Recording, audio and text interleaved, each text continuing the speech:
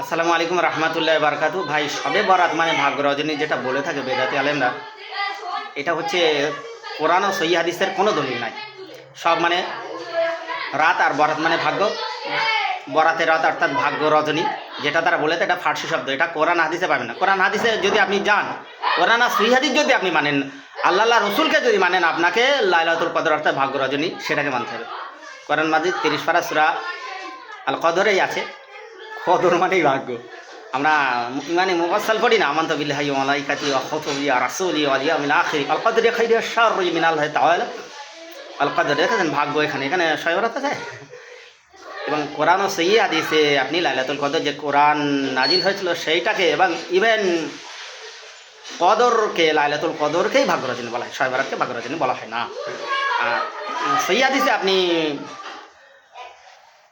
শবে বরাতের যে 13, 14, 15 এরকম রোজার কোনো পাবেন না। সহিহ হাদিসে যদি আপনি যান বা মানেন, সেখানে আপনার পূর্ণ সাবানের, ধরেন 1 থেকে 30 পর্যন্ত সাবানের রোজা দলিল আছে। কোরআন মাজিদের পরে যেটা সহিহ হাদিস, সেখানে আপনি পাবেন কি 1 থেকে 10 পর্যন্ত আছে, কি 10 থেকে 20, এর ভিতরে 13, 14, 15 হয়ে যাচ্ছে, কোনো সমস্যা হবে না।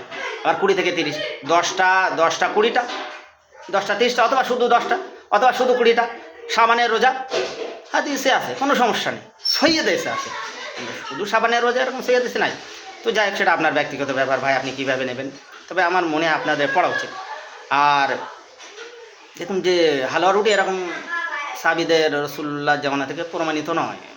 যদি আপনারা নিতে না চান, সেটা আপনাদের ব্যাপার। আর একটা জিনিস, যে বাজি পটানো, বোম পটানো হয়, যেটা পটকা, এ পুরোপুরি বন্ধ হওয়া উচিত শবে বরাতে। এটা নিকৃষ্ট বেদাত। আর এই আমাদের শব্দ দূষণ এবং বায়ু দূষণ হচ্ছে, দিল্লির মনে হচ্ছে 1200, আমাদের কলকাতার এখানে মনে হচ্ছে 800 কি 700 আছে। আমরা যদি ফরেন কান্ট্রি, সুইজারল্যান্ডে যাই, সেখানে 6, কিছু কিছু জায়গায় 12। ওরা 40-এর ওভার গেলে মনে করে সেখানে মানুষ সব মরে যাবে। মানে ওরা ভারতে পর্যটনের জন্য আসতে ভয় করে, যে মরে যাবো। অথচ ভারতের মানুষ আলহামদুলিল্লাহ দিব্যি ভালো আছে। সকল ধর্মের, সকল জাতির মানুষ এই বায়ু দূষণে মরছে না। তো আমার মনে হয় এটা শব্দ দূষণ বা বায়ু দূষণে বোম পটানো, বাজি পটানো বন্ধ হওয়া উচিত। এটা একদম নিকৃষ্ট বেদাত, এটা সাপোর্ট করা যায় না।